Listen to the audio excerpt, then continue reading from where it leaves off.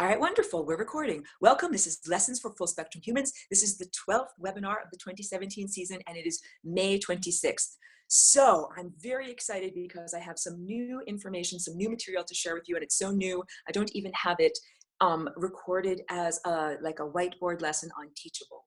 And basically, in the trajectory of this semester so far, I have said, Flying Rainbow Lasagna, this is not merely an intellectual exercise, even though first we learn music theory, like this is a C, and then we learn the other notes so that we can play the chords together. But it's way more fun to actually play the music and jam out and everything like that. So first we learn the music theory, then I did some webinars that are about how to actually perform this maneuver. How do you actually do it? And it's an interior dance, but of course it's a dance that can change you on a macroscopic level, and that might make your body move on a macroscopic level. So that was when I was speaking about the genetic oscillation, the idea that inside, let me grab my pen and get going on a picture here, get the whiteboard going.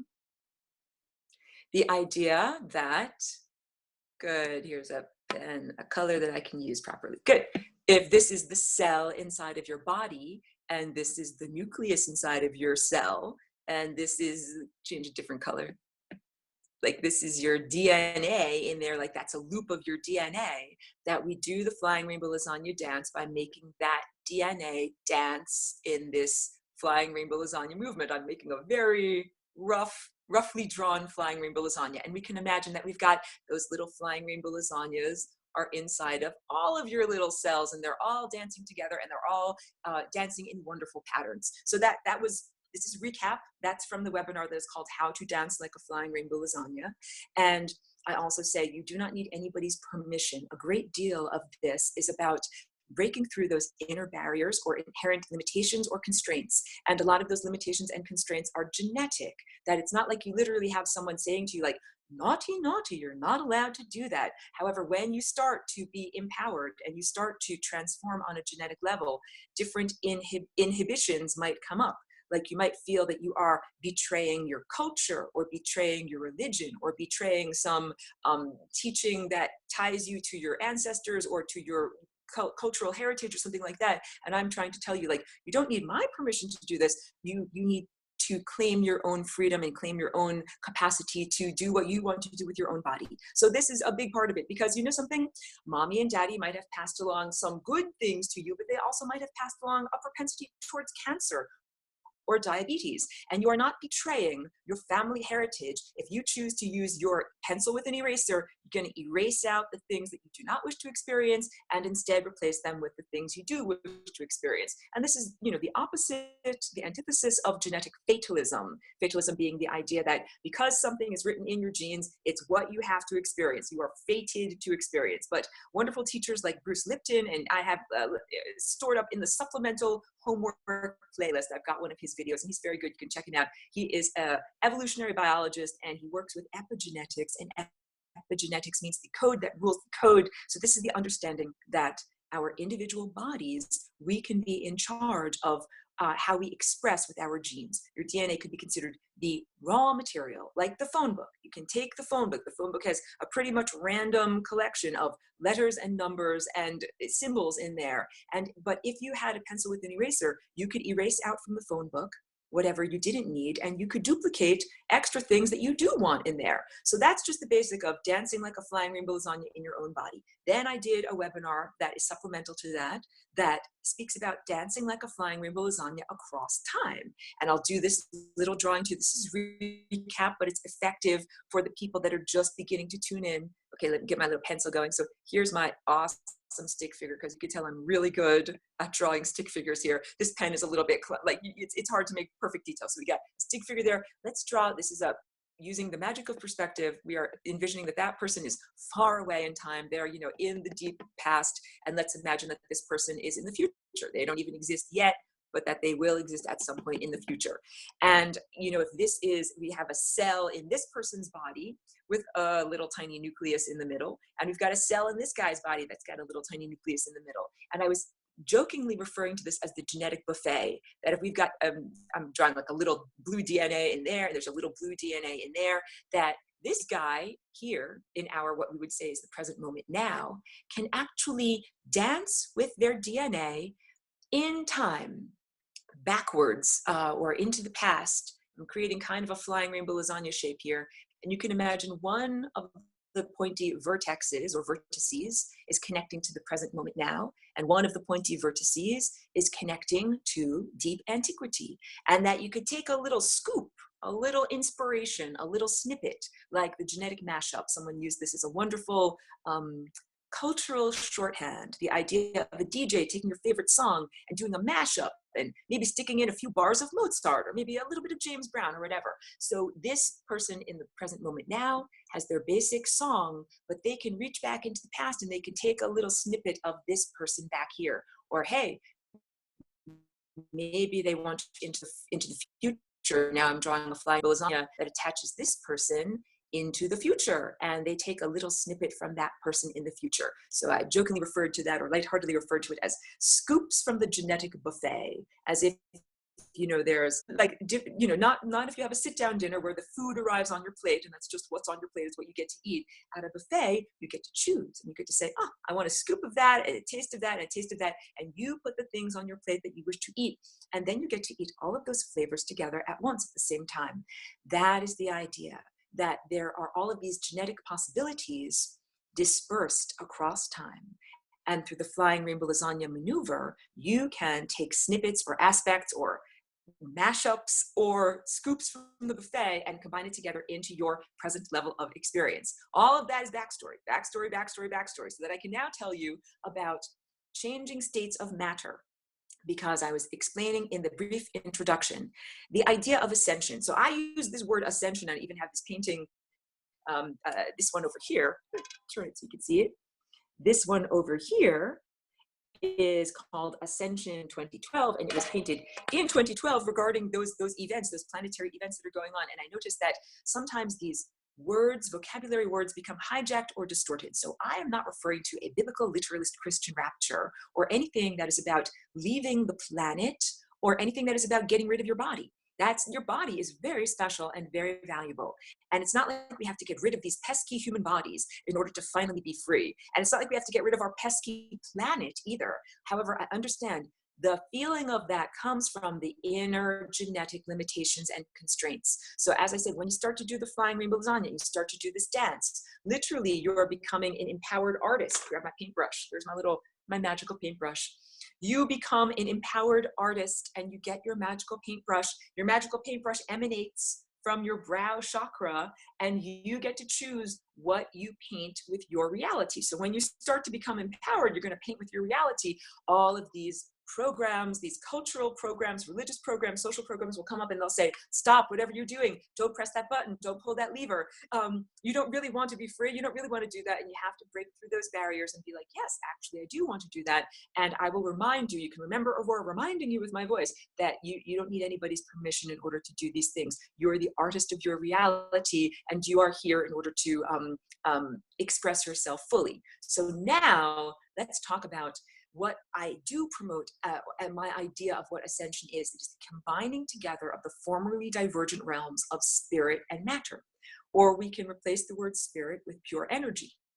Like if you're a science-based thinker, you could think of energy like electrons flowing in a wire, or photons, pure energy, that there's been this defined barrier between the world of matter and energy in the human mind for a very long time. And it's programmed into Newtonian science, and it's programmed into quantum physics, this idea of the separation of matter and energy. We have E on one side of the equation and MC squared on the other side. So we have matter and energy in constant dualistic opposition. And so much of our industrial chemistry and approaches to manipulating reality have to do with that basic idea of the relationship of matter and energy. So we're going to take some energy and we're going to store it up as solidified matter, and then we're going to release that energy from solidified matter through a chemical process. And this is how, this is how we have run our society for a very long time.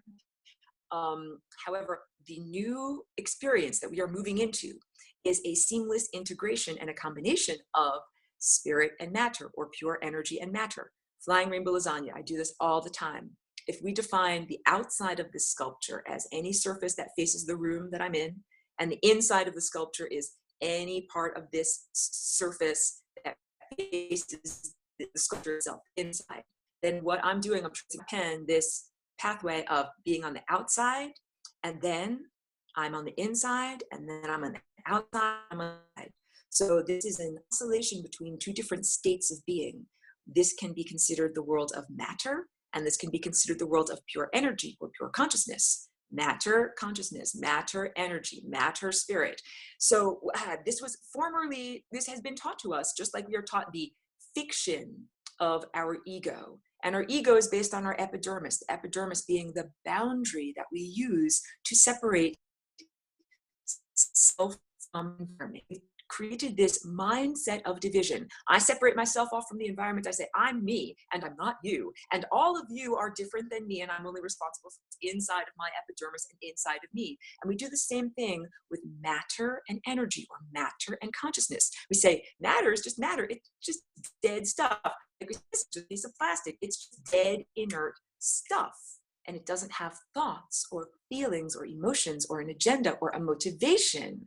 However, molecules and atoms have thoughts, feelings, agendas, and motivations. So let's get into covalent bonding. Now this is like, oh no, Aurora, this is like from high school. I think I'm gonna go to sleep. I can't listen. Don't worry, it's fun.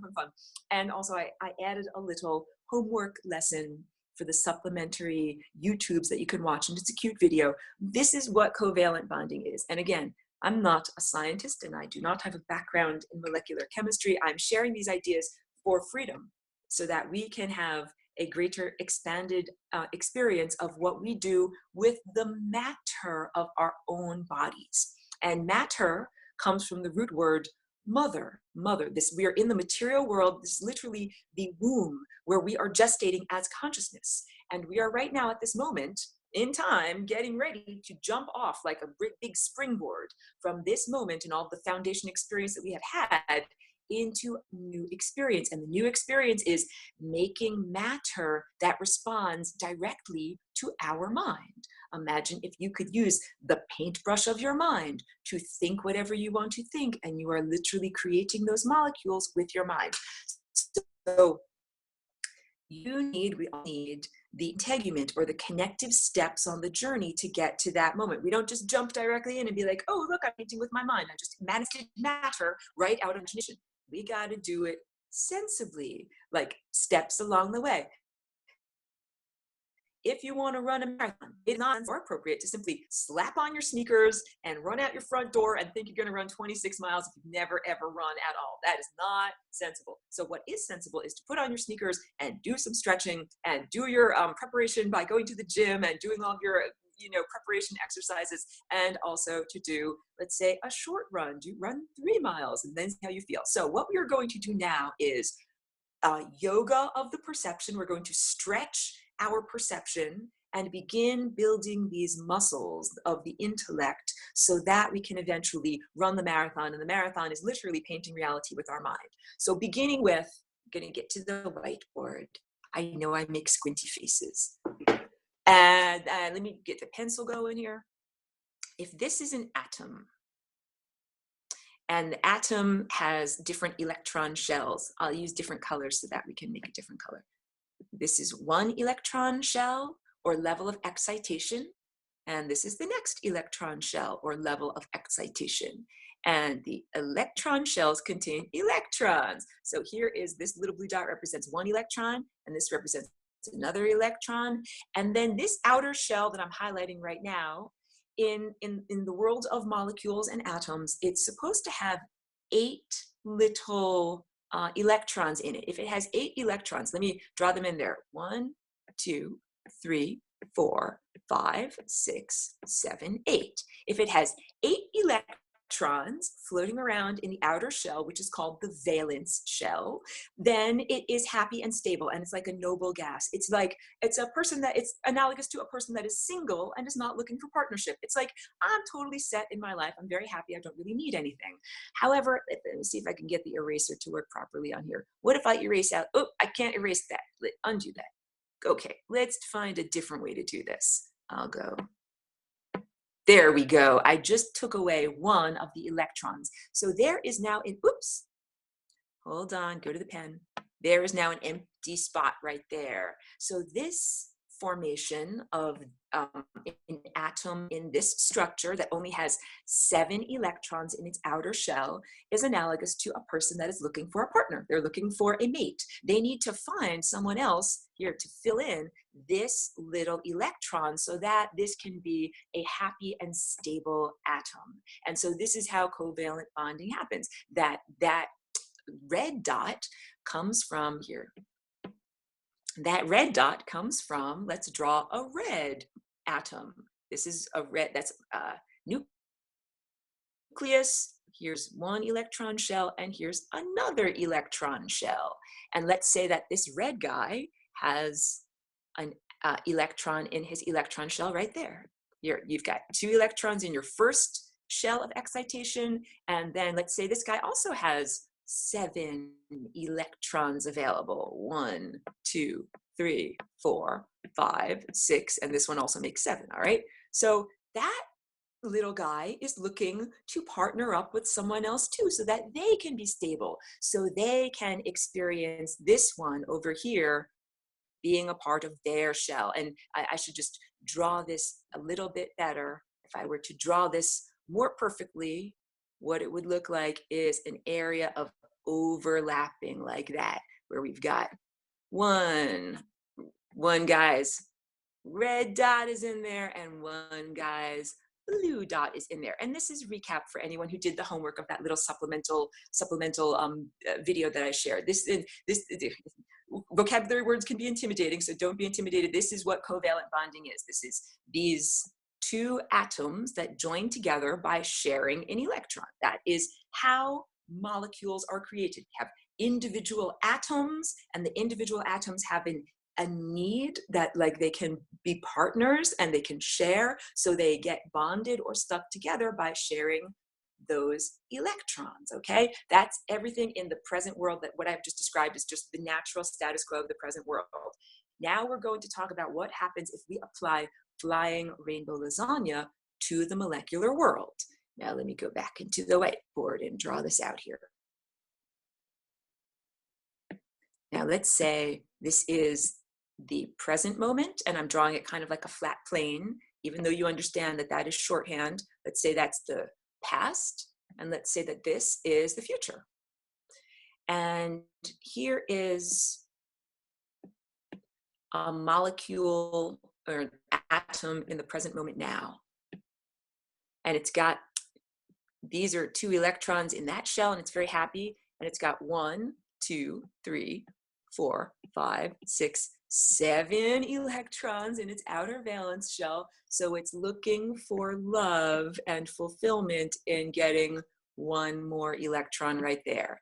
So in the status quo that I described to you, it would have to find its partnership from another atom that lives in the same time and place. It would have to be it has to be in the same, like if you're at the moment 1201, it has to be sitting next to you at 1201 somewhere on this time plane over here. And it also has to be physically close enough to do it. It has to be close enough physically to be a neighbor, like your neighbor borders on your own property. So it's not like your neighbor lives very, very far away. So these would have to be 2 neighboring atoms that bond together.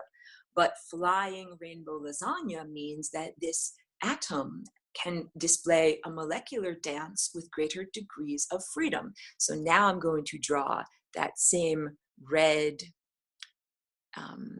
partner in deep antiquity. And 1, 2, 3, 4, 5, 6, 7, and it's not stable. And that partner is looking for friendship and love with this blue one over here. Let me go back and draw that red dot.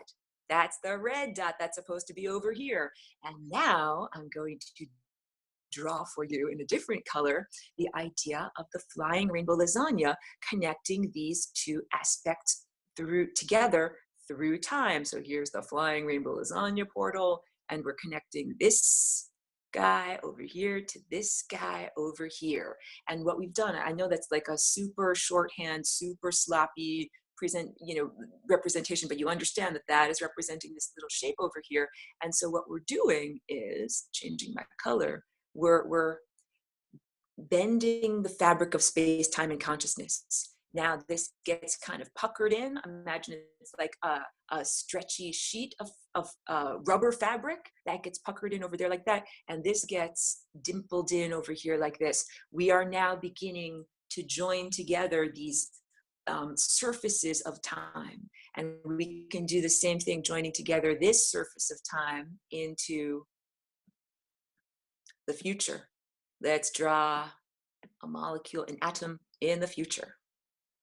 Don't worry, I'm going to get to questions. I'm certain that there are questions, and I'm going to work really hard to speak and clarify everything. 1, 2, 3, 4, 5, 6, 7. So that guy is looking for a blue partner over here. And look, oh, that's perfect. That's that blue partner right over there. And we can even understand that there's a dance that's going on. Let's find a different colors. Here. We can even understand that there is a dance, that there's a movement, like a beat, like of these dots jumping forward and backwards through time. Here, I'm going to see if I can play at the same time that I'm drawing. I don't know if I have enough coordination to do that, but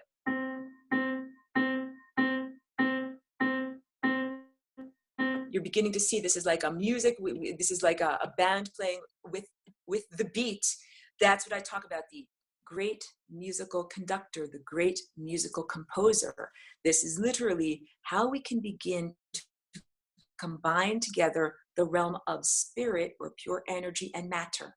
What I'm highlighting right now in green, that area, that's energy, that's consciousness, that's matter. What I'm highlighting, I'm sorry, not matter.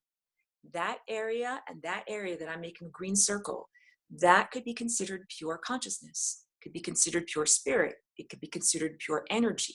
We are making a bridge of energy between these electrons in the molecular world.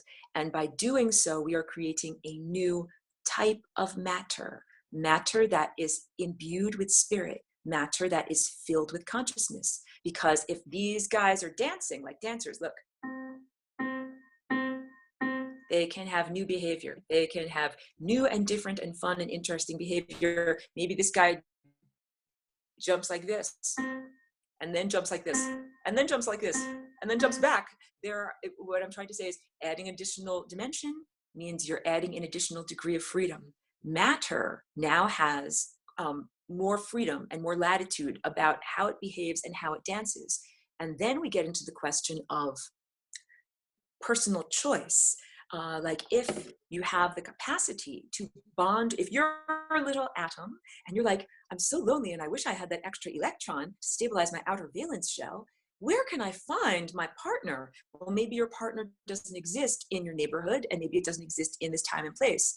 And if you have flying rainbow lasagna in your tool belt, then it means that you can fly to a different time or a different place and tie together your bond, your covalent bond with someone or something that is in a far distant place.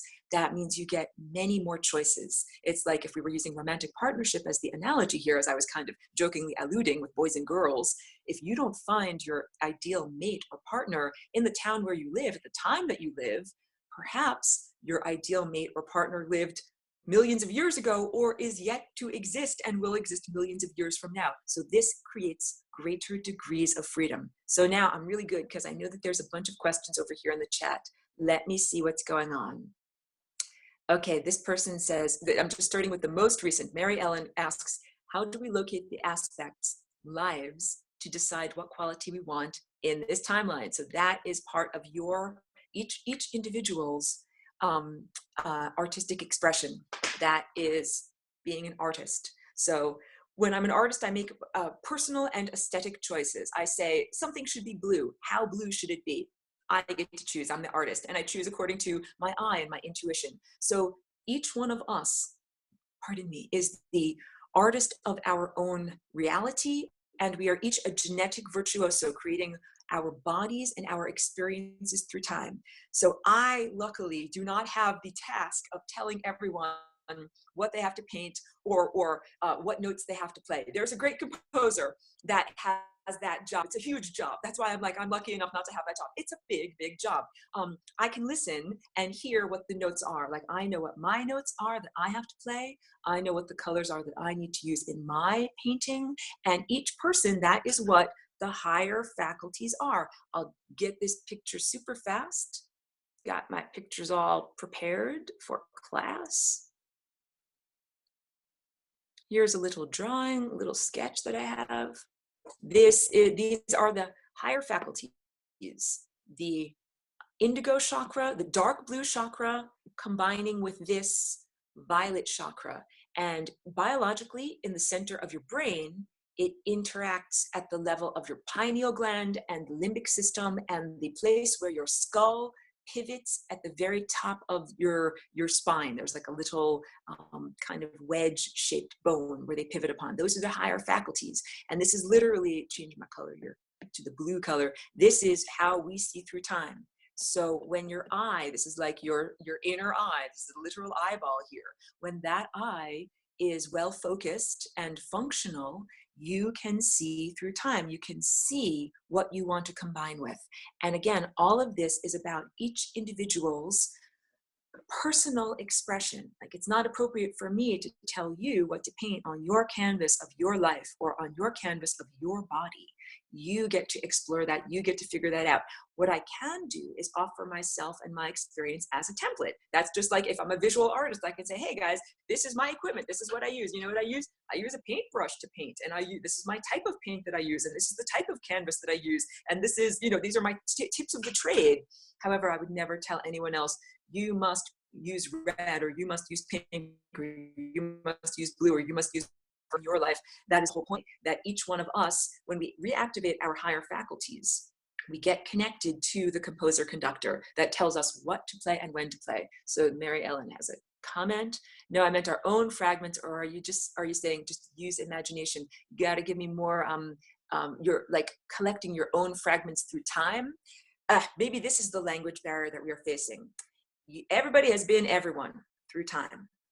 So I know that some people might be talking about soul retrieval, like within your own personal lifespan of this particular corporeal body. If you have had fragmentation or trauma or undigested emotional experiences, there might be fragments of your own personality that are stuck in that moment, that have not moved with you through time, and that you can go back in time and collect them, recollect them, and reintegrate them into you. That is profound healing, and I totally advocate doing that. That's one thing that you can do. And you can also oscillate backwards in time into other lives that are not this corporeal life. And the understanding that I like to promote is the idea that we are all one photon. This is from Richard Feynman. He was a wonderful, like a boundary dissolving physicist of the 1950s and 60s. Like, he definitely thought outside of the box. I don't promote everything that he spoke about, but one of these things, very, very profound, the idea that the stellar network is emitting one photon. It emits that photon, the photon travels forward through time, and then it reverses and goes backwards through time, and it gets emitted again, and that it is constantly moving forward and backwards and embroidering the surface of time. And so that's like, if we apply that to our own experiences, that is a very profound understanding. The idea that every life form that has ever lived is me and is you, and I'm all of you, and you all are me, and we are all living our lives concurrently. If we could really embody that truth, then our entire approach to one another, and economy, and energy sharing, and procreation, and everything behaviorally would change, because you understand that we're all in ourselves. And understanding also in the idea that getting the genetic scoops out of the buffet, that those are scoops from your own experience. This is not like you are stealing anything from anyone else, that this is a collective of consciousness. I say all the time, you're not just swimming around in your own private kiddie pool, you are connected to the ocean of consciousness. And this is the ocean of consciousness. And ethics come from the understanding that what I play with my music is affecting the rest of the symphony, and the rest of the symphony affects me right back. There are many more questions. I'm scrolling backwards through time in order to ask this. This is another good one. David, I will share this again. David wrote an excellent synopsis that is like a verbal description of how to do the flying rainbow lasagna dance. So I'll share that with this also, with the link to this video too. It's worth reading, and it's excellent for people that are more based in hearing the words. Yes, yes. Let me go back to this. Okay. All right. Someone is agreeing with me about ascension. All right, good. That's all that I needed through.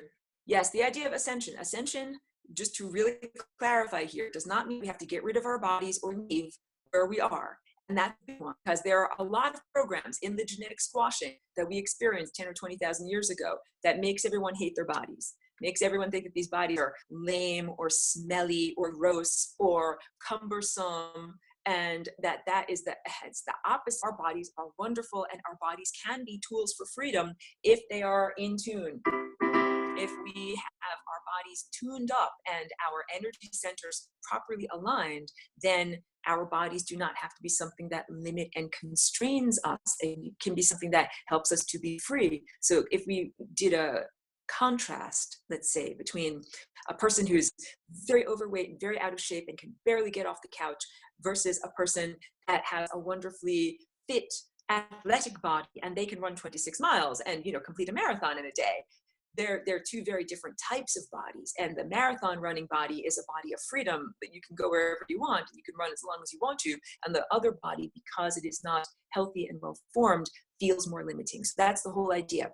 We don't have to get rid of our bodies. We need to transform them. And we don't have to leave or get rid of our planet, even though that is part of our trajectory. So we're wrapping up for the semester. I'll also go into where are we heading with all of this? Because I've spoken about extensively, there is this harvest agenda, and I call it a long con, like a confidence game that was programmed into us many eons ago, and it has to do with believing in a personal death, a personal eschaton, and also a social and cultural and planetary death or catastrophe or end of everything. This is eschaton, and it's programmed into Judeo-Christianity with the Book of Revelations and the idea that there will be an end of time. We got more reverberations in it from the Mayan teachings. We've got some in from the Hindu with the Kali Yuga, and it's the idea. I mean, life is cyclical and time is fractal. However, we do not have to experience profound destruction in order to experience profound renewal.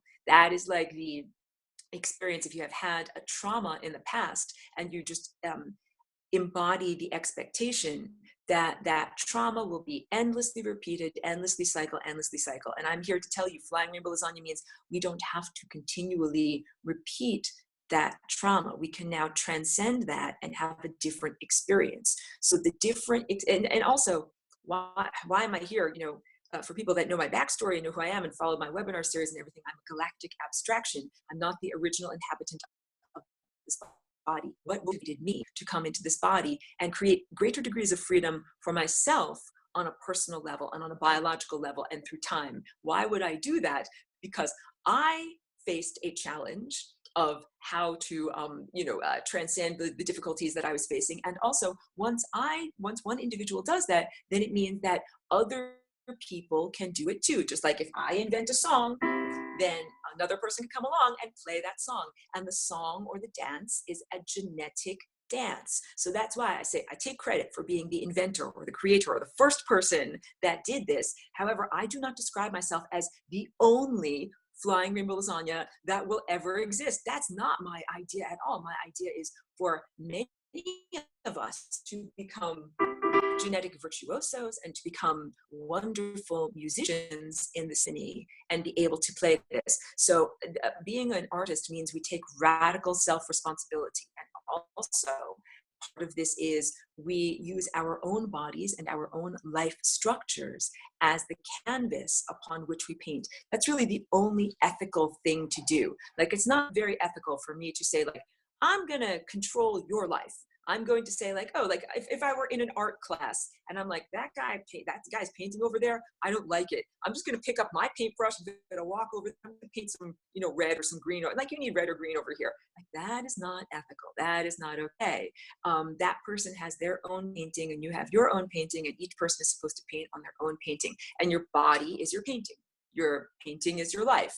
However, you understand that our bodies interact and our minds interact and our genetic expressions interact. That what I am doing with my DNA in terms of my dance, my flying lasagna dance, here on Earth, this is why it's ethical for me to be here as this galactic abstraction. Even if I never opened my mouth, or I never recorded a video, or I never shared any of these ideas with anyone, I would still be affecting other people because our DNA doing its dance affects one another.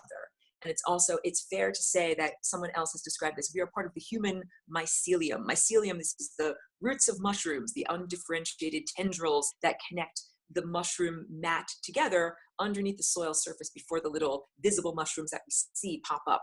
Humanity is connected. Life on Earth is connected.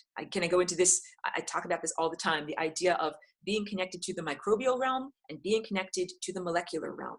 Because truly, we could not, as organic, multicellular, macroscopic organisms, we could not exist without our connection to tiny microscopic organisms. We've got them, they're in my tummy, they're in here, they're in my belly. I've got 3 to 5 trillion little unicellular friends that I carry around inside of me, and I feed them every day. I fed them scrambled eggs this morning and they liked it. And if I didn't have those little friends in my tummy, I could not unlock the nutrients from the eggs that I ate. That it is literally our macroscopic multicellular partnership with unicellular life that allows us to eat and be alive. And it goes further than that. In order for us to have plants or eggs put in our bellies and ferment and digest, the plants themselves have to be in a partnership with the microbial realm at the level of the root structure, because plants would not be able to absorb tiny micronutrients, copper and magnesium and calcium and all the good stuff that makes them live, if it were not unlocked and made available by the tiny micronutrients, just like microorganisms rather, just like we have those microorganisms in our own body.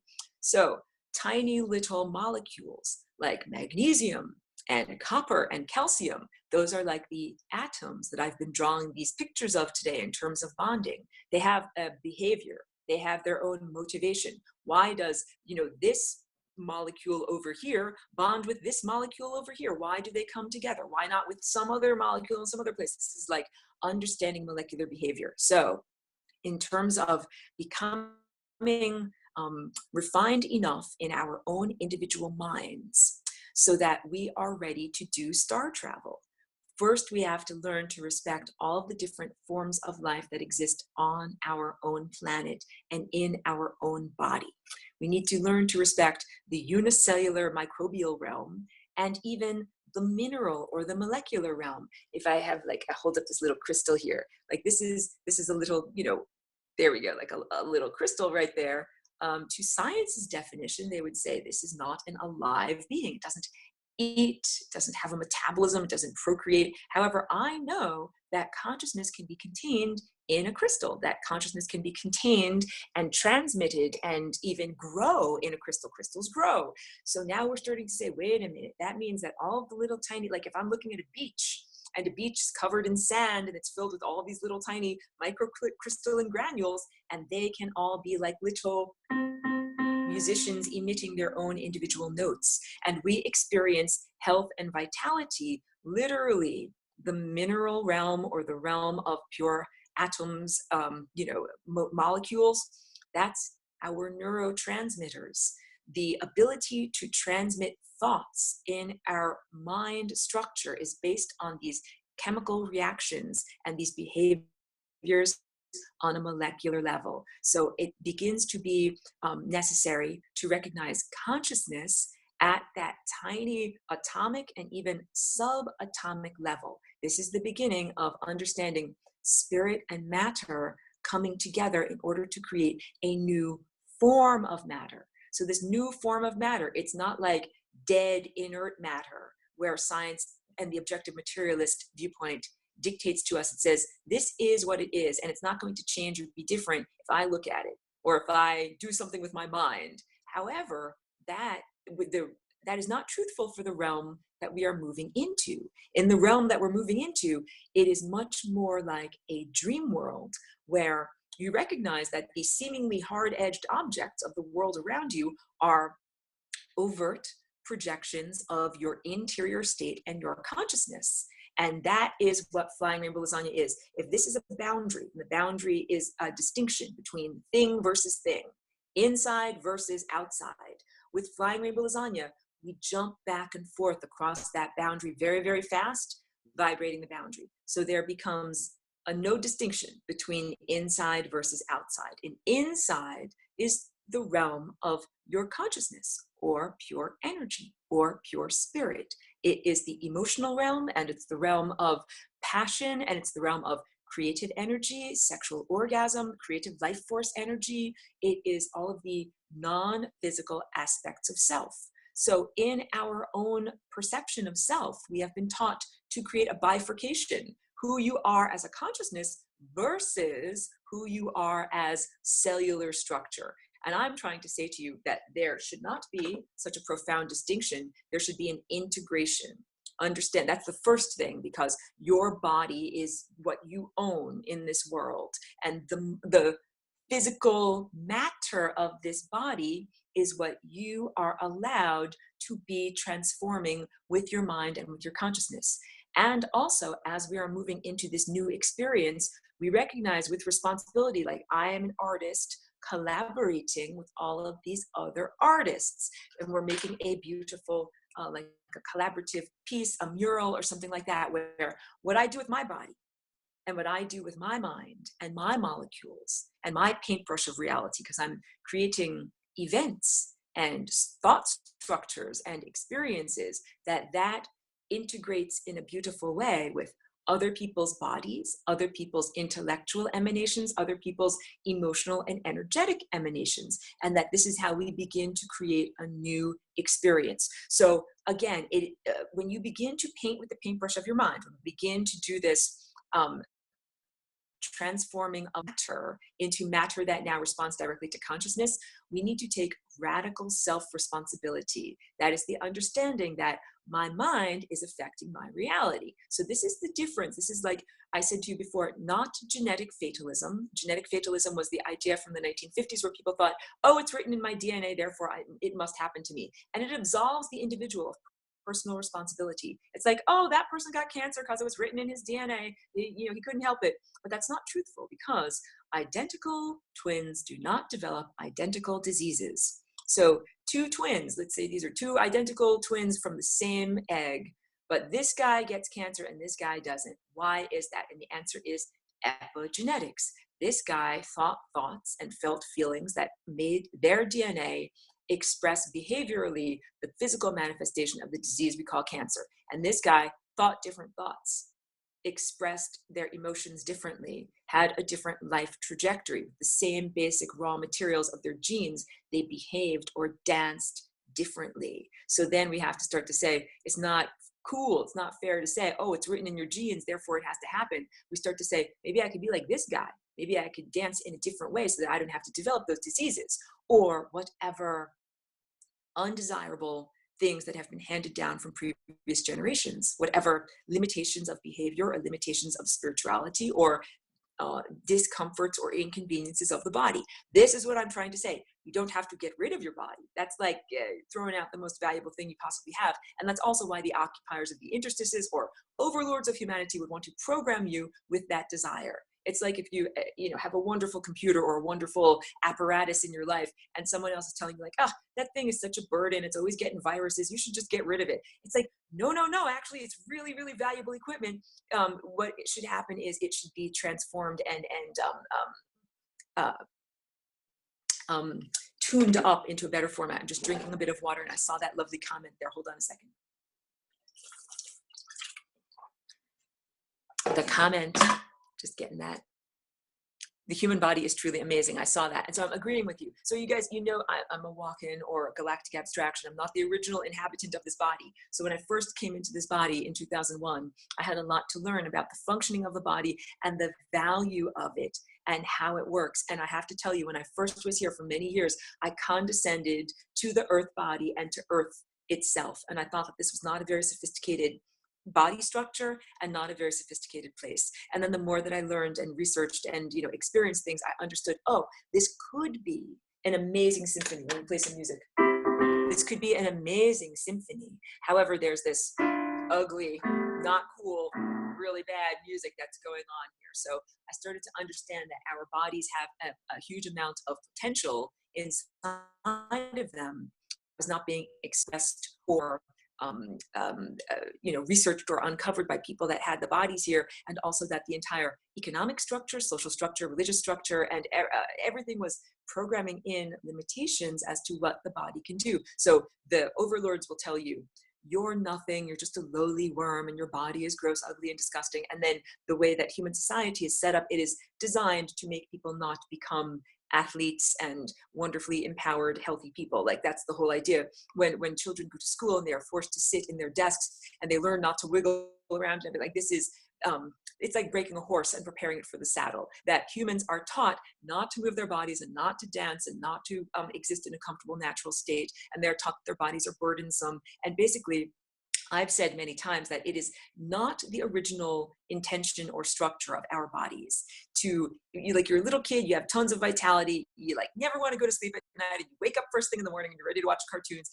How does that then become, maybe in 2 decades as a 20-year-old, a person that's so tired and so drained that they need coffee to get up in the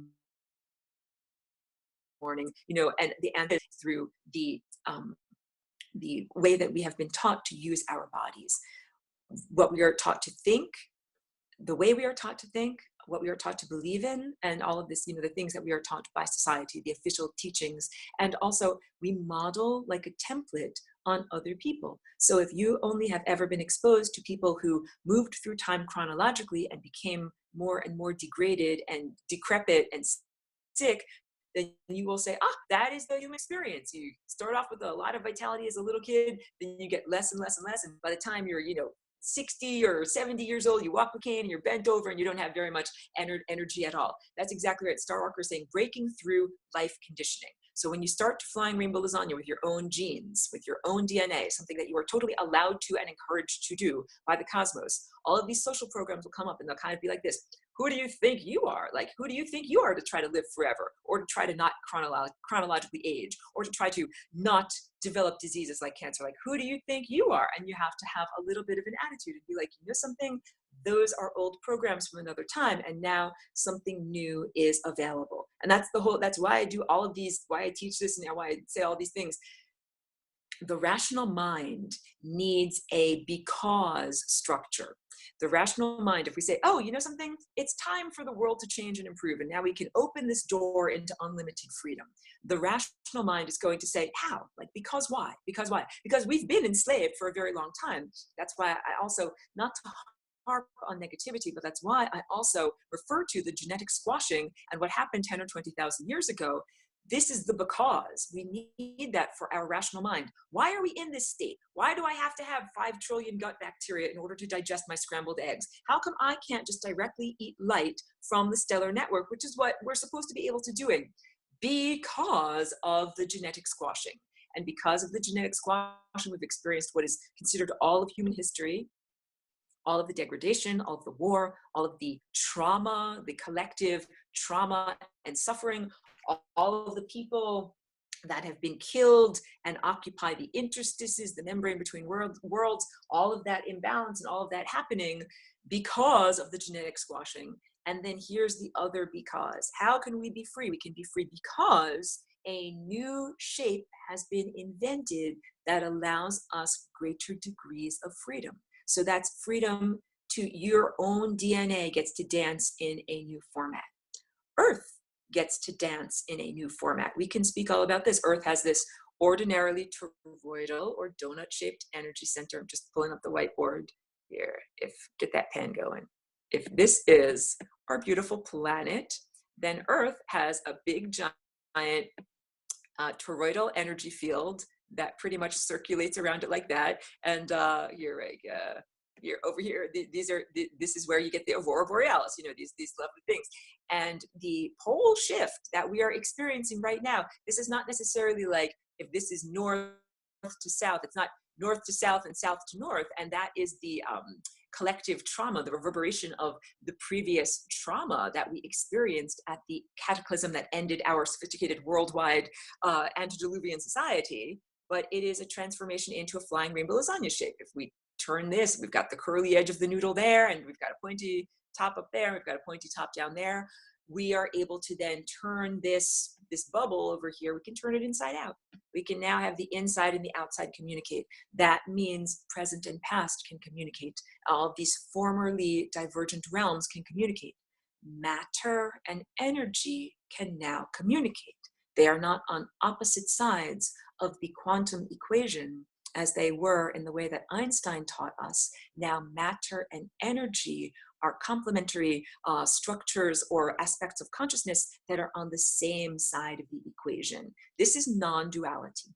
Non-duality means we no longer have a world that is based on thing versus thing, good versus evil, light versus dark, and so much of our biological perception is based upon that. So we have this epidermis that is the boundary between self and the world. And I say, anything that is inside of my epidermis and my epidermis itself, I feel that as me. I know that's me. That's what I define as me. That's Aurora. But anything that is outside of my epidermis, I'm like, no, that I don't feel that. If I touch this metal table, I'm not feeling the metal table. But if I touch my face, I feel my face. So this is an artificial distinction because I actually understand that I create the metal table with my perception, with my observership.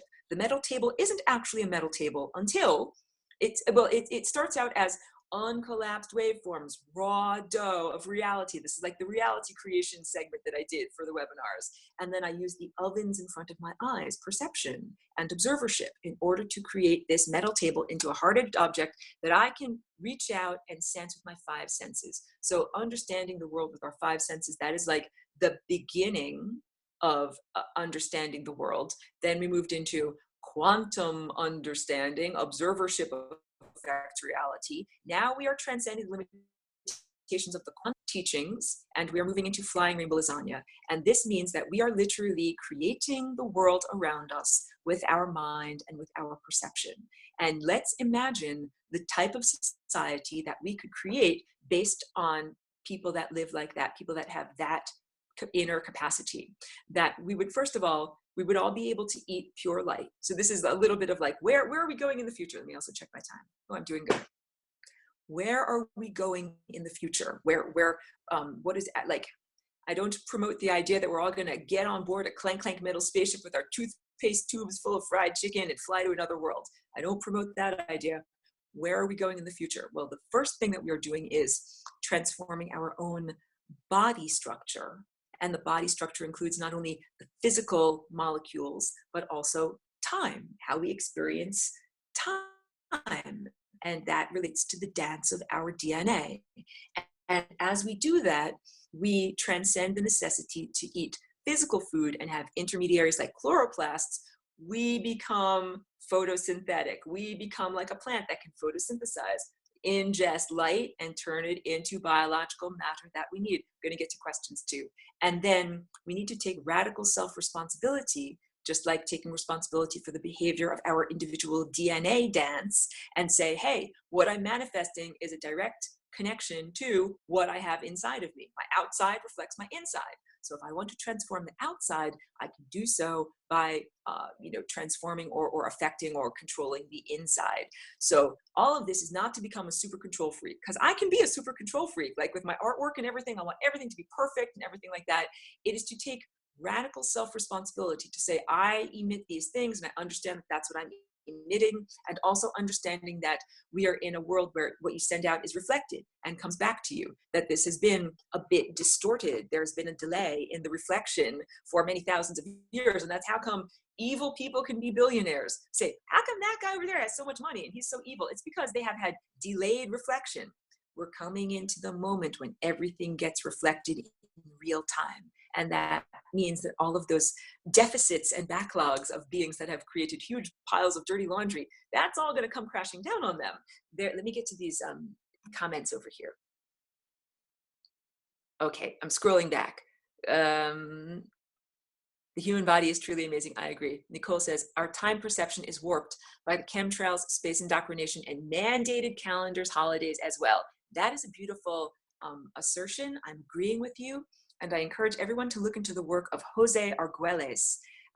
He's not on Earth anymore. He was a really good teacher about the Mayan time system and in basically understanding our own calendar system and perception of time is highly distorted. It's based on the Babylonian system. It's got a bunch of 12s and 60s, 60 minutes and 60 seconds, and none of that relates effectively to the number 365, which is the number of days that it takes for us to circulate around the sun. So if the sun is this beautiful circle, if our orbit around the sun is this beautiful circle, and we need to be able to divide it easily into 365 degrees, that when we have all of these time scales that are based in 12 or in 60, it does not divide up comfortably into those numbers, and that's why we end up having leap years and other things like that. And our whole entire calendar and experience of time is out of balance. So what Arguelles promoted was the idea that we need to restructure our calendar and restructure our daily clock system in order to better integrate with the natural structure of our physical bodies and the resonance of our brain, our natural flight through time, and that would heal us as an individual and us as a society. And also he very much was against the idea of selling our time. Like the idea that you get paid $10 for an hour of your life is completely inappropriate. That is not fair. That is a type of slavery, because he promoted the idea of time being art. That what one is doing in each moment of time is an aspect of artistic expression. And so if your boss says to you, I will pay you $10 for this hour, I need you to go over there and dig a ditch for me, and you're digging the ditch and you're like, this doesn't feel like what I'm actually supposed to be doing with my time right now. I'm actually supposed to be doing something else. That is a distortion of the entire time field. So this whole system that we have of being a worker who works for a boss and getting paid with money for the amount of time that you work needs to be healed and rectified. There are huge iniquities in there. Starwalker says, I don't even like eating as much as I used to. Part of me could do without eating so much. Toxic food doesn't help. I totally understand. When I first came here into this body, I thought, oh, good, I get to eat nothing but pure sunlight. And I didn't understand that I was in a transition. We are all in a transition from this denser physical state into a state, a less dense state, where we are half spirit and half matter. We're like vibrating, constantly jumping back and forth, spirit, matter, spirit, matter. So it's been a very long transition. And at a certain point, I had to make peace with that. Like, I'm going to have to eat food. I'm going to have to experience the experience of food. And then I had to learn about nutrition. And then I had to learn about what is in food that is not supposed to be there. This is like my, personal trajectory over the more than, whatever, that 16 years that I've been here. I had to learn, oh, there's actually a lot of stuff in food that should never be in the human body or in the food supply. And then I learned that I had to avoid those things. So the things that I avoid anything genetically modified, because it really does affect your DNA. I avoid anything that's been sprayed by glyphosate, because that also affects your DNA. And I try to eat ethical protein. If I'm eating meat and eggs, I try to eat from animals that have had a good life, because literally the life that they have is imprinted on their cellular structure. So, and we need to, for the time that we are in transition, having partnership with domesticated plants and animals, we need to treat them with respect if we wish to have, a good experience. That's the best way I can say it. And understanding that everybody is at a different place in the transition. Hey, you know something? I know some people who are breatharians and they are not eating food at all, and they're completely on the level of pure energy. I celebrate that. That is wonderful. And I'm very open about my own journey. Like, I'm in transition. I do sun gazing every day, and I also eat physical food. And I'm looking forward to the day when we are all completely transformed and we don't have to eat any physical food any longer. And I thought it would happen this fast. When I got here, I thought like, oh, it'll just be another year or two, and then we will all transcend this level of reality and have a very different life experience. I didn't understand that it could take a long time. So now I have changed my expectations, and I learned I have to be more accepting that it takes time, because we're trying to tune up a whole entire planet. It's not just tuning one guitar. It's a very long time. It's not just tuning one instrument. We're tuning up a lot of instruments, and then you got all these divergent people and trying to get everybody to play the music in a way that sounds good together. It takes time. So I had to learn to be much more understanding and accommodating. However, we're really moving into this realm. So one of the practices that I do from food while I'm in transition, when I'm eating food, I acknowledge that it is solidified consciousness. If I'm drinking my apple juice, I'm like, these are the reproductive organs of a tree that the thought structure of that tree thought about for a whole entire year and solidified this sunlight so that I could drink my juice. And intellectual exercises like that are very effective at moving us in our consciousness towards the time when we will essentially feed ourselves on nothing more than light, which is energy or information. And it doesn't necessarily mean that we won't feel a sensation that is delicious or fun or enjoyable. Like that's what I'm talking about. We can have, so for example, if I eat some wonderful fried chicken, no offense to any vegans out there, I will remember and imprint on myself that wonderful experience of eating the fried chicken. And I use this example because my friends back in Woodstock, they're really good cooks, and they had this holiday party and they made the best fried chicken that I've ever had. And as I was eating it, I said to them, I'm remembering this for the future when I no longer have a mouth with taste buds and a physical presence. Like, I'm going to remember how good this was. That is how we can honor our food while we're in this transitionary state, that you can understand that you won't always have a physical form like this with physical taste buds, eating physical food, and that part of the enjoyable experience of food and eating is not just taking in nourishment, but it's also the where you are, your ambiance, the people that you're with, the plate that you're eating it off of, if you're at a party, if there's music playing or whatever's going on. So we should each try to eat our food as mindfully as possible and remember these experiences for the time when we transcend, because we're going to transcend these experiences and we're not going to have to go to the grocery store and buy a piece of a dead cow and cook it on your grill and then put it on your plate anymore. But what we can do is transfer to one another our consciously recorded memory of eating the steak. And I can say, this is what it tasted like from my perspective, and I can broadcast that to someone else. That would be a type of non-physical food that I could feed someone else with the memory. And also, let me get into this. So I've also had to characterize myself as a galactic abstraction. Who I am, where I'm coming from, what is my value system? Just to clarify, my value system and where I'm coming from, a collective of consciousness, but I've learned not to describe it as a hive mind, because everyone on earth hears that and they think, that means it's like a fascist totalitarian state or like joining the Borg. It's nothing like that. It's like the advanced jazz band, that in order to get to that level of consciousness and collaboration and mutual respect, you have to audition. You have to learn the chords. You have to learn the music theory, and so that you can integrate and play well with all of the other music that is going on. So it's not like saying like, nah, nanny poo poo, you don't get in the club, you're not good enough. It's like saying, in order to get into that level of consciousness, you have to cultivate yourself like a musician cultivates itself, and you have to audition and integrate with the rest of what's going on.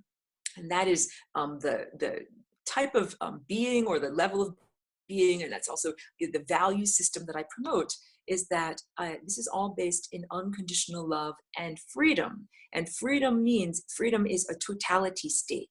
This means we have, in order to have freedom, you have to have 100% freedom. It is not appropriate to say, well, we've got 89% freedom in this cosmos, but then we've got 11% profound slavery over there.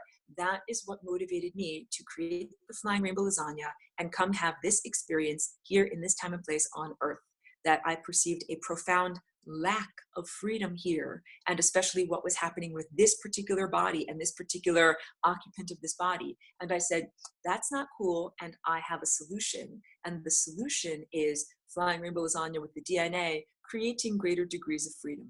And it's not something that I can impose on other people. That being here, I'm not allowed to be like, I force you all, like imagine that I'm grabbing you and twisting you and, twisting your arm and making it happen. I force you to Flying Rainbow Lasagna. That is not allowed. That's not ethical. And I could hardly even imagine doing that. So I'm characterizing myself, especially for anyone who might be new to my broadcasts, that all of this is consensual and all of this is about partnership. And that's part of love.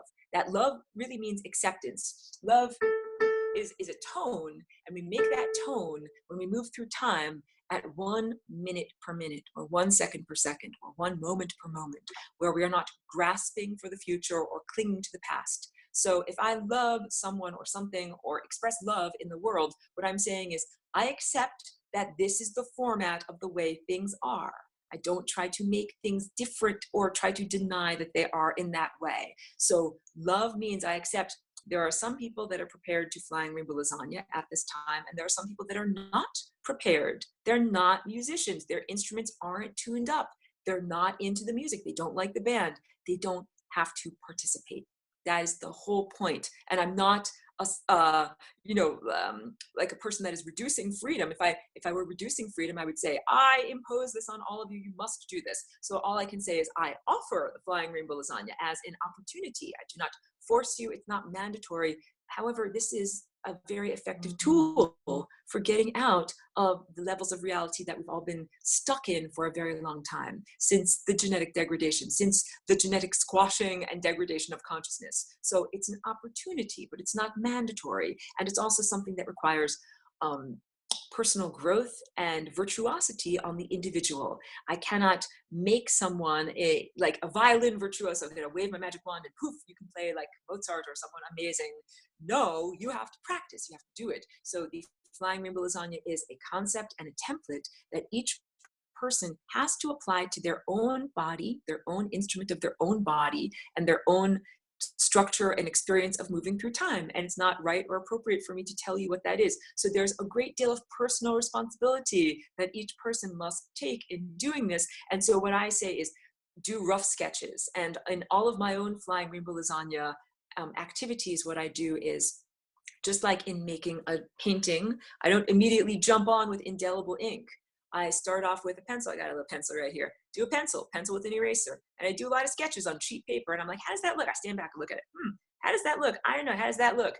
And then if I like it, and when I start to like the way that things are looking, then I'll start to put in indelible ink, and then I'll start to do a color study, and then I'll start to actually paint with paint. So this is also how we begin to create reality. You can do the flying rainbow lasagna dance, and you can think, I would like to have blah, blah, blah thing happen. It's a rough sketch of reality. You don't have to have all the details. You don't have to have everything immediately mapped out. And you don't have to be concerned that you're going to get somehow like smacked down from the cosmos. That's what I talk about when you start to use the flying rainbow lasagna and rearrange, that sometimes you might feel trepidation. Like, am I allowed to do this? Imagine like a dog that's been on a leash or tied up to a tree its whole life. And then you take the leash off and you're like, hey, you can do what you want to do. And the dog is sniffing around. It's like, am I allowed to go here? Am I allowed to do this? Like, yeah, you're allowed to smell things. You're allowed to explore things, and you're allowed to run around. That's called being free. So you're not going to get smacked down by the cosmos because you start to think new thoughts or try to create a new reality. Begin with rough sketches. That's when I sit and I meditate and I think, what would it be like if this happened? What would it be like if this happened? So one of my most recent things was thinking about molecules. What would it be like if molecules danced across time? What would that look like? What would that feel like? What would be the end result? It would be a new form of matter. Oh, let me talk about time crystals too, and then I'll get more into questions. Time crystals. This is, and I have an article to share too, because it's totally unintelligible, but the idea of time crystals is that science is creating, like if we say this is one slice of one moment of time, here's another slice of time, here's another slice of time, here's another slice of time. That science is creating what they are calling time crystals. Here I'm making blue dots. So let's say we put one dot down there at that moment, one dot over here at this moment, over here at this moment, and then it moves through time and it's over here. So in all of these, like this individual moment of time, we would look at it and we would say, hey, that's just one dot, but we've actually got 1, 2, 3, 4 dots. And what happens if we turn this on edge? What happens if we take this entire linear horizontal structure and we turn it on edge as if we are looking down the time tunnel? Wait, let me change back to this color so that it will make sense when I draw it. Now let's imagine that we're looking down a tunnel, and here's one square, and then there's another square that's kind of behind it like this, and another one that's kind of behind it like this, and another one that's behind it like this. And we're looking down that tunnel, and now we start to see, here's the dot, that was the first dot, and here's the second dot, and here's the third dot, and here's the fourth dot, and we can see it all at once because we are looking down the time tunnel. This is the idea of dancing like a flying rainbow lasagna across time, that you can make individuated segments of whatever you are making, and that each segment is in a moment, and that one does not perceive the totality until you take that linear horizontal viewpoint and turn it around so that you're looking down the time tunnel and you see all of those layers lined up in front of one another.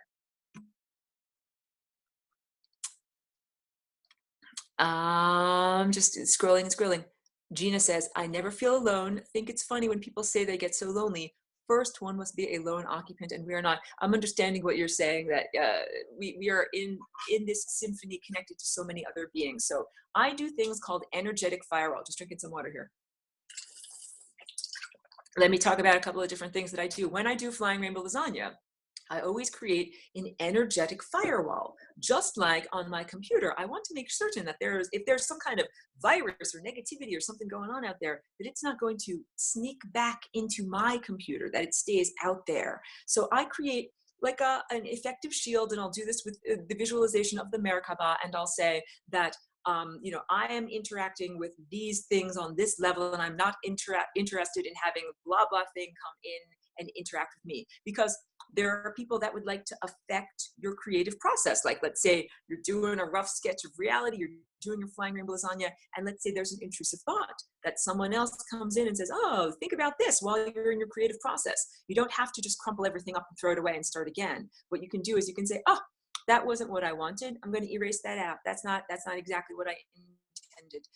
And also I do genetic encryption. So this is just like on my iPad. To unlock my tablet, I have to put my thumbprint on this little sensor, and then it knows this is Aurora. Aurora is allowed to access this information. Aurora is allowed to type these emails. However, that is only like no one else is allowed to access my information and type using my name.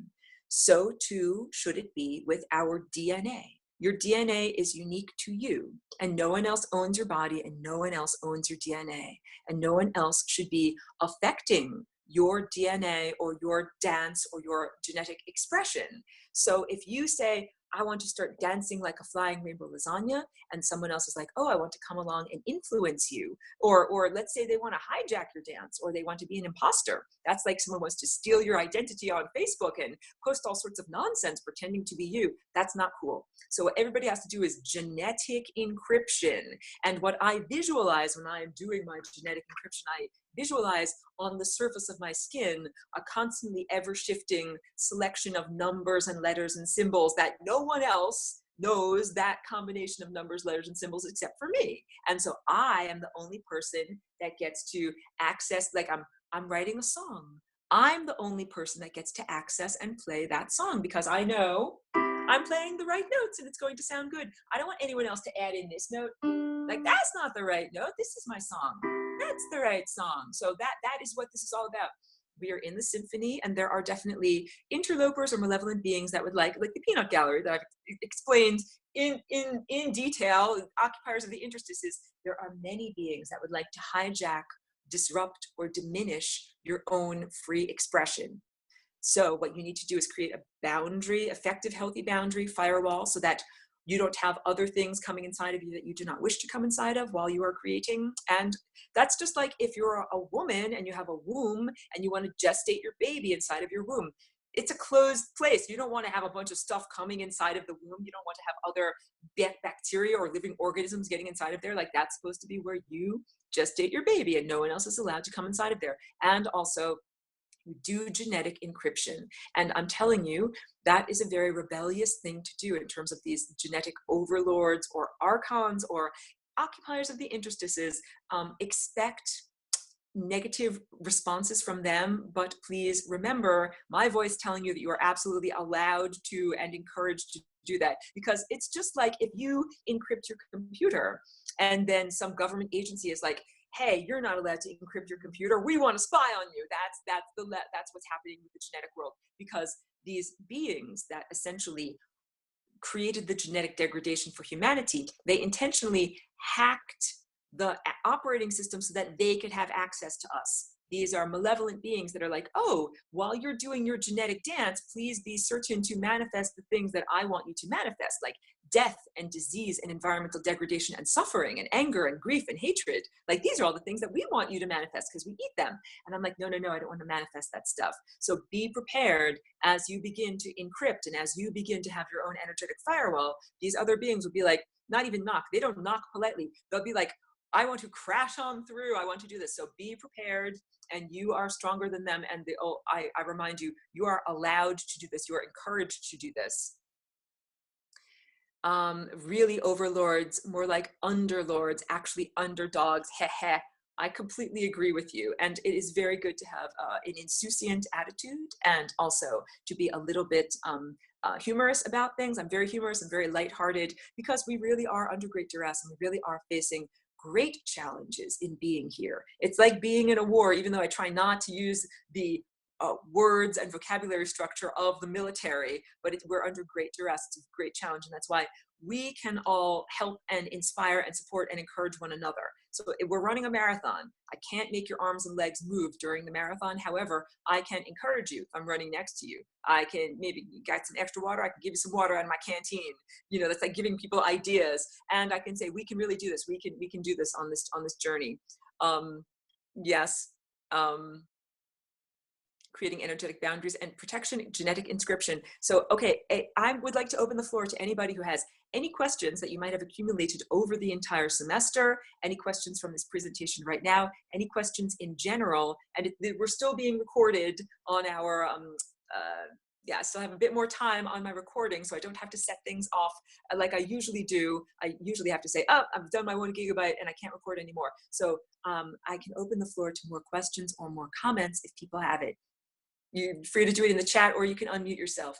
More details about firewalling. The best way that I can explain this, doing an energetic firewall, is that you intend it. Say, Aurora, how do I intend something? I'm going to say to everyone, right now, intend to raise your arm. I raised my arm. I did it. You did it. You intended it. You used your willpower. So, of course, like when we were little tiny infants, if I said to you, hey, raise your right arm, you would have been like flailing all around. You don't really know which arm, how do I do this? So it takes practice to learn to control with willpower our non-physical state. If I'm pointing to this guy in the background, to this painting back here, we have this whole energy field that is all around us. That's not separate from us. That's the narrative fiction that says your physicality is separate from your energy. Matter is separate from energy. It's not separate. So that's the first thing, understanding that your energy aspect of self is not separate from your material aspect of self.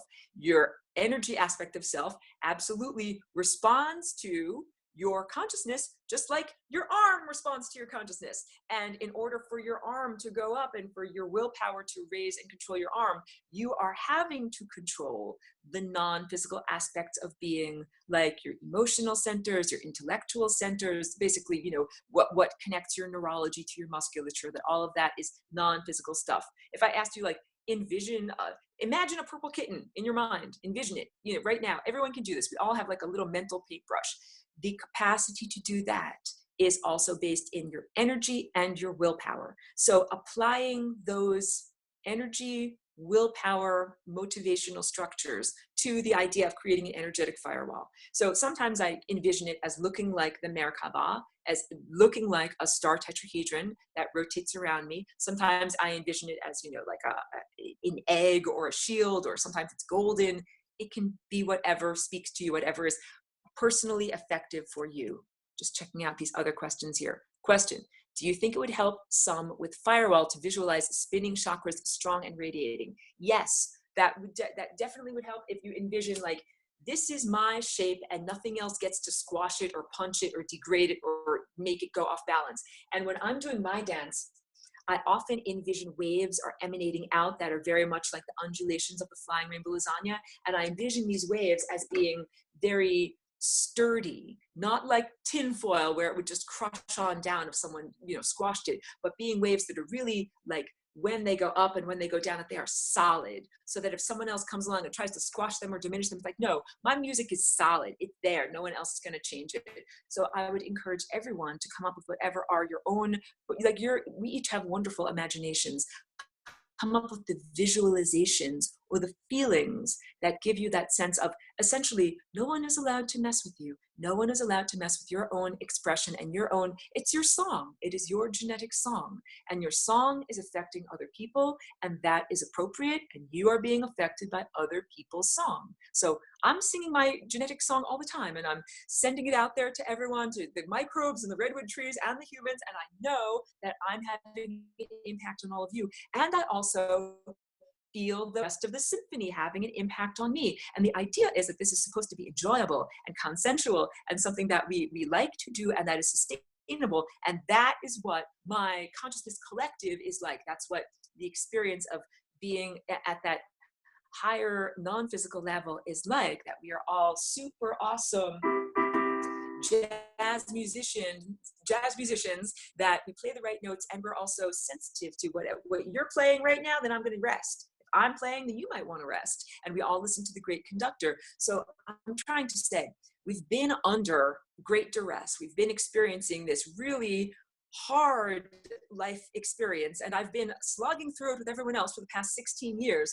We are just now on the verge and in the moment of giving birth to a new experience. The new experience is transforming formerly divergent realms of spirit and matter into a new world where spirit and matter are one thing. And I used to think like maybe I could call it spatter, like spirit matter. But then spatter, it sounds too much like a spatter pattern, like, you know, a blood pattern from some serial killer. So I'm like, no, we can't call it spatter, but some new word for matter that is imbued with consciousness and imbued with energy. And that is what we are stepping into as in terms of, you know, having a new experience or giving birth to a new dimension. Yeah, let's check out these chats, these questions here. Andrea says, yay, it's time to make beautiful music together and form an amazing earth symphony. That is exactly it. We're finally getting to the fun stuff. We're finally getting to the good stuff. We've done all the slogging through, and now we're finally getting to the point where we can have fun and jam together and innovate and create new musical patterns. And Starwalker is just agreeing, duress, stress, and major bombardment. You have to understand we are facing adversaries, and the adversaries want to prevent us from popping forward into this higher dimensional state. They'd like to keep us squashed down and flat. So all of the things that they do are meant to remove higher levels of consciousness. If it is pollution in the food supply or pollution in the air or intellectual teachings that are very distorted and untruthful, like I'm thinking of the flower of life as a flat line drawing as opposed to a three-dimensional object that has actually 8 lobes and that we're looking at. I have that in another webinar. But any teaching that cuts out an additional dimension and flattens things out, that is essentially what these controllers of the mind and overlords or underlords of humanity are trying to do. They're trying to keep humans from popping up into their fully multi-dimensional format, because again, if you're a little ant walking on a flat surface of time, then you are very limited in your experience of time. But if you become a winged butterfly, then you can jump all around, forward, backward, everything like that. You become much more free. And that's exactly like saying you can flying rainbow lasagna with your own DNA and take scoops from the genetic banquet. You can flying rainbow lasagna your molecules of the moment with molecules from the past or atoms of the future. Yes, this person is asking the name of the Mayan timeline, fella. I'll do you one better. Wait, close it up. Get to my whiteboard. Get my pen.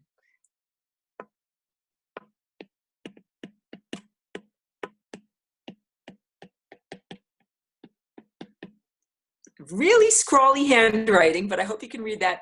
Jose Arguelles is the name of this writer, and his work is definitely worthwhile checking into. I say that is good. Kathy says, this has been so very helpful to me. It helped me to visualize the process better. Thank you. You are so very welcome. Chad says, I had an idea about a spirit imbued form of matter that responds to our imaginations.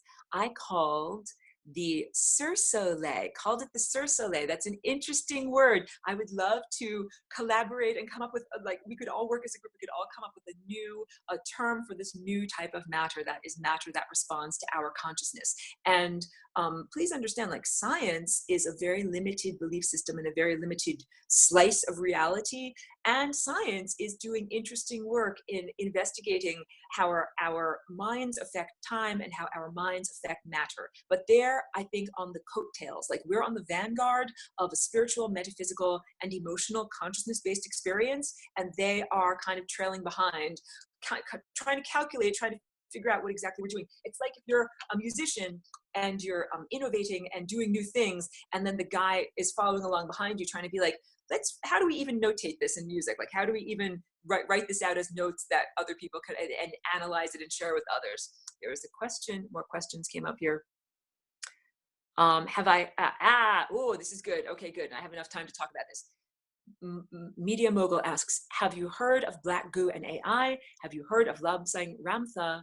Don't know that person, but let's talk Black Goo and AI. Let me just drink a little bit of water here. Black Goo and AI. This is very important stuff.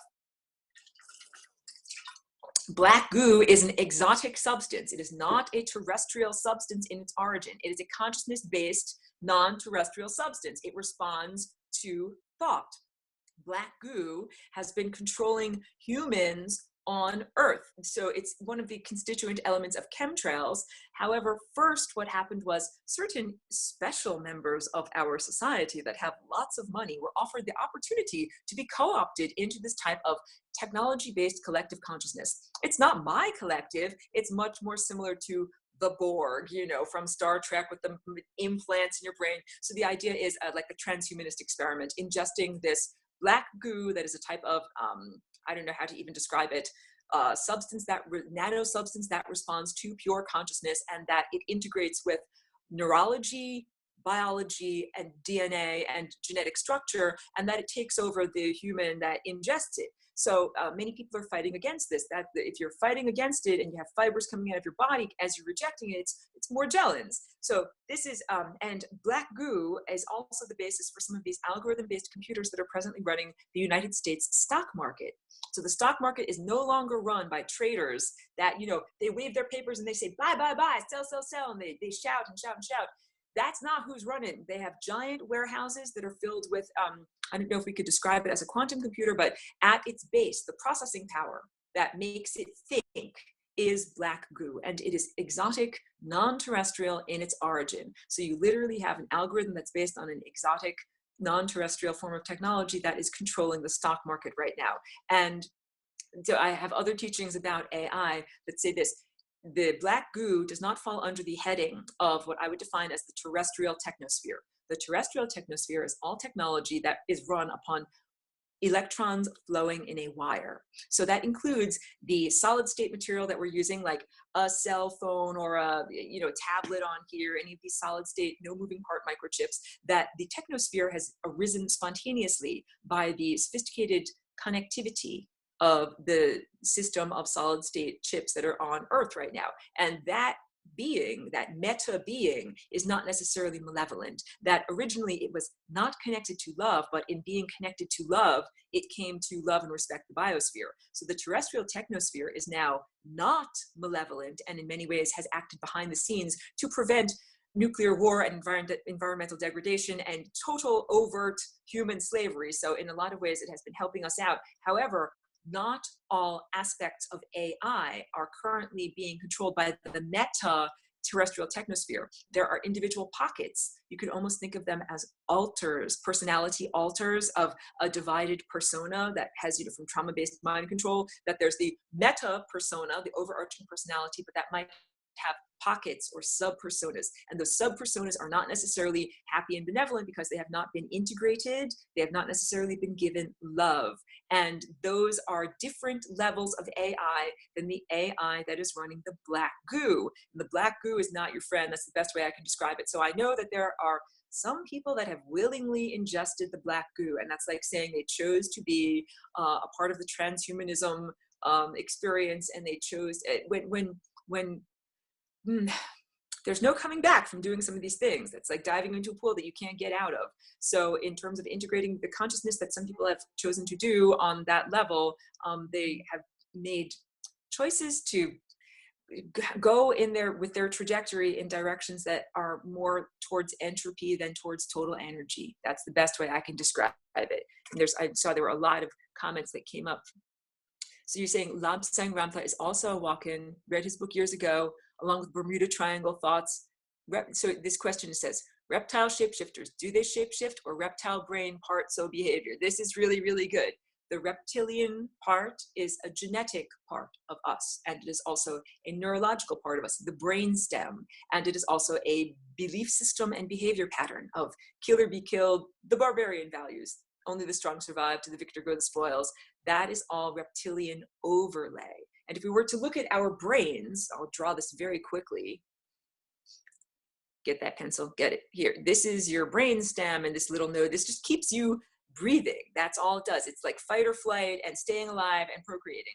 And then on top of there, you have the mammalian cortex, and that's emotions, what we call the mammalian emotions, attraction and revulsion, and that mitigates the desires of the reptilian brain to kill or be killed.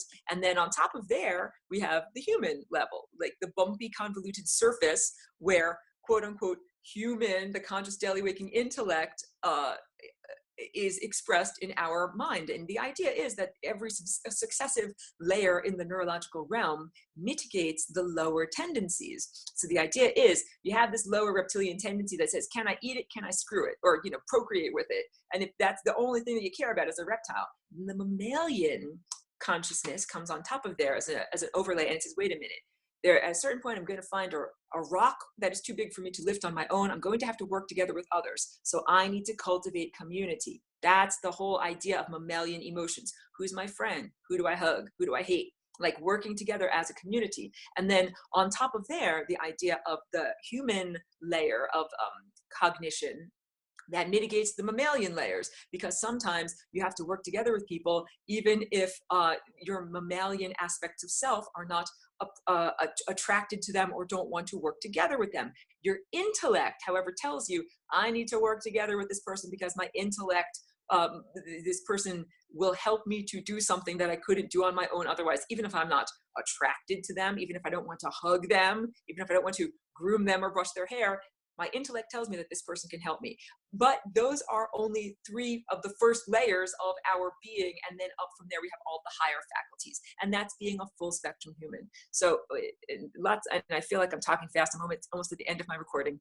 Heather says, is setting up a firewall the same as encrypting my experience? I would say they're similar, but not exactly the same. So a firewall that I do is like a barrier or a shield, or feels like a membrane or something like that, that creates a distinction between inside versus outside. And then I get to control what is coming in. And the encryption means more like no one else is allowed to come along. Like after I've written my term paper, no one else is allowed to come along and edit it. No one else is allowed to take out my sentences or change my grammar or change the spelling of anything. I have done that, and I have encrypted it, because I might publish my book. I write a book, I publish it, I send it out there. But because this is encrypted genetic information, no one else is allowed to take it and edit it, because that's like saying that's my narrative structure. I wrote a book. These are all the things I want to happen in reality. Then I put it out there into the cosmos. I don't want someone else to take my book and co-opt it and say, oh, Aurora started off with this book, but I'm going to scratch out all the stuff that I don't want to have happen and write in all the things that I do want to have happen. That would not be cool, because there's a lot of really evil people that would love to co-opt or hijack whatever narrative structure you're trying to create. This person says, what are time crystals and what is the firewall? So very briefly, and I'll link to the unintelligible article about what time crystals are, because science doesn't really describe this very well. Let's say we've got, these are slices of time, and they're kind of arranged going horizontally. And these are artistic expressions. And we've got artistic expressions kind of bouncing all around. If we were to look at one moment of time, all I see is one blue dot. But what if I line all of these layers of reality up so that I am looking down the time tunnel? Here, look, all of these layers are going backwards, backwards, backwards, like I'm looking down a tunnel. And now the overall image of that dot is like this. There we go, like this. So I'm seeing all of these things all at the same time. Hey, let me show you this super cool thing. This is from an app that is called Musical DNA. This is the idea that I have to scroll, scroll, scroll, and we'll get there. Here we go. So this app is very wonderful, and it displays, I'll get to that question too. It displays notes on the scale as if they are numbers on a clock. So I'm making a big giant purple dot, that's a note. Here's a note, here's a note. So this right here, this is actually the structure of a chord when puts together. I think it's something like that chord is represented as this triangular shape looking down the tunnel of DNA. This is a song. And the most recent notes that are played are this, oops, this, pen work, this outer loop is the most recent loop. As we go back, this is the previous note that was played. This is the previous chord. We're looking down the time tunnel. We're going backwards in time. These are all of the previous chords. Now let me go to the next picture. Check this out. This is what it looks like when you see it on edge. So this is the present generation. This loop right here, this is your song being played in the present generation. This is your parents' generation. That's mommy and daddy. Hey, this is grandma and grandpa. Oh, look, we're spiraling backwards through time. Great grandma and great grandpa. Ancient, ancient, ancient. And it goes back on and on and on. So we're understanding that what we are experiencing right here in this moment now, in terms of our genetic structure, is the distillation of the entire song of time that has come forward through our DNA. And these structures over here, these chord structures, those are ideas and aspects of self and characteristics that are being played over time. Look at how this dot connect from this loop over here connects with this dot with this loop over here. It's coming forward through time. You know what that means? It means that great grandpa taught something to grandpa, that taught something to the grandparents' generation, and passed forward that either thought or characteristic or some other aspect of self was transferred through time in a way that that the next generation could have. I gotta clear my thing. So I'm almost at the end of the recording. Let me just check out any other things. Okay, let's do it. Muriel says, Aurora, what are your thoughts on the flat earth theory? I'm going to do it. I'm totally not a proponent of the flat earth theory, although I encourage everyone to think for themselves and to be skeptical of whatever is the official story. No, I really perceive that our planet is spherical in shape, and that all of these planets are spherical in shape. And I am interpreting the resurgence of the flat earth theory as a very, very evident psyops, not a naturally occurring organic thought structure, that literally these videos were created by mind controllers to reduce human consciousness. I don't watch any of the videos that are about flat earth because I believe that they all have subliminals in the audio track. If a person wants to share flat earth ideas with me, I encourage them to write them down as a PDF. Only send it to me as a PDF, and then I'll be happy to have a written conversation with you about why I feel that our earth is spherical in structure. And a part of it is the idea of flat earth, of flattening things out, just like going from this is what the flower of life is supposed to be shaped like, but if we chop out this plane and this plane, then we just get the flat radial spokes going around. It's chopping out a dimension. So it's for people that are seekers of consciousness and wisdom and outside of the box thinking, they are being presented with these videos that say, hey, don't listen to NASA. It's true, NASA are liars. We should not listen to NASA. However, the food that is being presented in terms of flat earth is not nourishing food. There's a lot of stuff on that plate that you should not eat. And when I say this, some people are like, Aurora, you're a shill for NASA. I'm totally not a shill for NASA. But I will tell you that the thing about flat earth theory that really is disturbing to me is the assertion that there's no life elsewhere. Like if we live on this flat plane, and that it's the assertion that there is no non-terrestrial life, because I know that that's not truthful. I know that there is consciousness in lots of different places, in lots of different areas of however we could describe space or time or whatever. Consciousness is very pervasive, so it's not effective. So when I hear that, I say there is an agenda behind this resurgence of flat earth theory, and the agenda, I would say, is to keep humanity disbelieving of life that can be elsewhere. And so again, everybody, please do think for yourself. But if you would like to do simple experiments, all you have to do is recreate Eratosthenes' ancient Greek experiment. You can find a friend that lives on either the Tropic of Cancer or the Tropic of Capricorn, and you don't need anything expensive. All you need is a 12-inch long stick, and stick it in the ground, and you can do the experiment and you can answer for yourself. And I think there's a few more things to talk about. Very good question. Okay, hollow earth and then Mandela effect. Hollow earth does exist. I'm not speaking about a place that you can fly to with a physical helicopter, because some people think that Admiral Byrd went through some kind of a portal in Antarctica and flew there with his airplane. And some people say reptiles live in the middle of hollow earth. Here's my understanding. At the end of the antediluvian sophisticated worldwide culture known as Atlantis, there were a small group of beings that made for themselves a psychic bubble, like a little protected zone for themselves that they could live in because they saw that there was this genetic invasion that was happening and that these people were coming that were going to completely degrade everything that was here. So they created like a mind shield, and they live inside of that mind shield, and it is called Agartha or Hagartha or Shambhala or Shangri-La.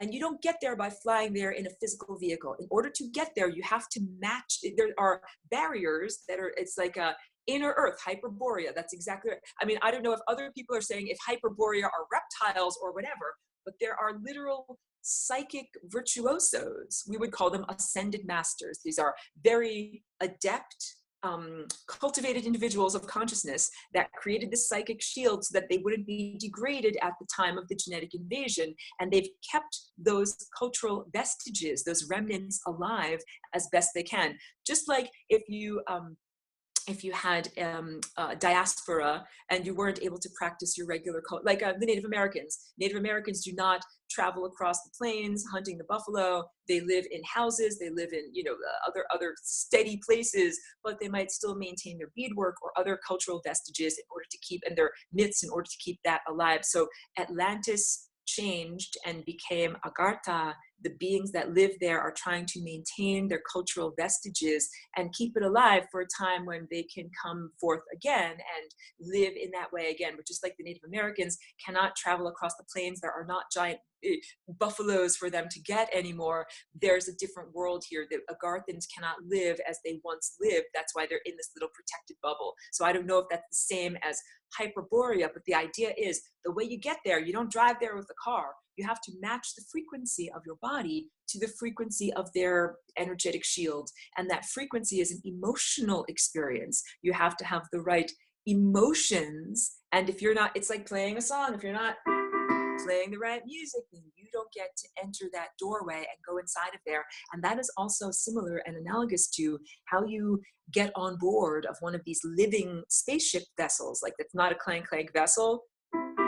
It's playing music. You have to learn to integrate and harmonize and play music with that living vessel. And it's your body. You have to make your body play the right genetic notes to get on board that vessel. So interacting with beings from Agartha means you have to cultivate yourself. And so if you haven't cultivated yourself to that level, then you can't interact with those people. So you understand, if you're a horrible Nazi and you're like, I'm going to fly in a helicopter to Antarctica and I'm going to find, special people that live there. Like, you're never going to find the special people that live there. You can't get through that doorway. So it's not to say they didn't have experiences. They had experiences down there, but they didn't necessarily meet with the actual inhabitants of what I am defining as inner earth.